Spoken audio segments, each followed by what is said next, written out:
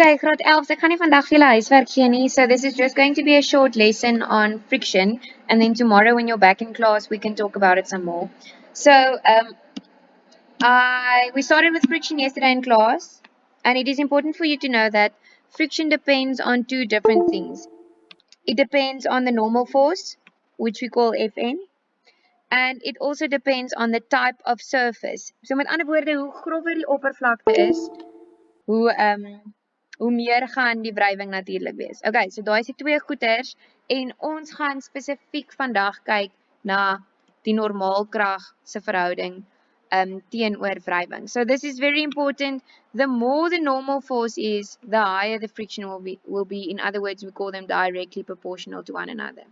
Dit is wel belangrik, maar ons gaan later weer terugkom daarna toe en dit staan ook in julle handboeke om maar net te onthou dat wrywing is heeltemal onafhanklik van hoe vinnig 'n voorwerp beweeg. Okay.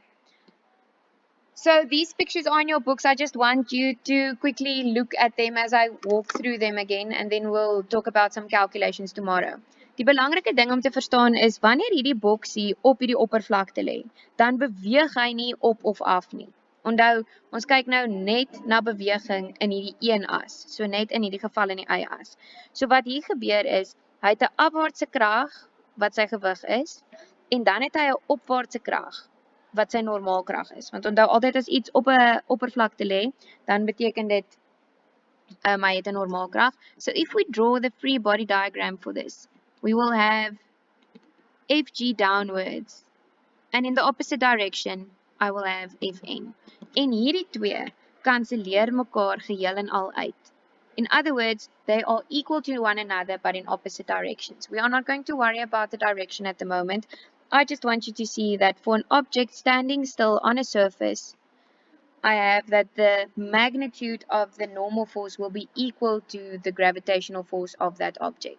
Die rede daarvoor is, hulle kanselleer mekaar heeltemal uit, so daar's geen beweging in die y-as nie, so F net in the y-axis will be equal to 0 Newton, want hy beweeg nie op of af nie, hy versnel nêrens heen nie. But this, we will get to later. Okay. Goed, nou ons volgende scenario is wanneer jy nog steeds 'n voorwerp het, maar nou word hy getrek by F applied in this direction. Okay, so remember, this one, we can divide up into its x and its y components. So as ons hom nou gaan teken, sy vryliggaam diagram gaan teken, het ek Fg onder toe. But then in the opposite direction, I have Fn and I also have the y component of the applied force.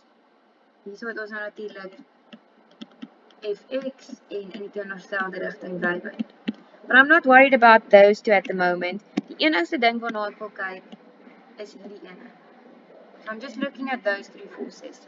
And because this box isn't jumping up or down, it has no movement in the y-axis, those have to cancel out one another. So now I'm working with directions. In other words, Fn plus Fy must be equal to Fg. Met ander woorde, hierdie twee kragte saam is so groot soos hierdie krag.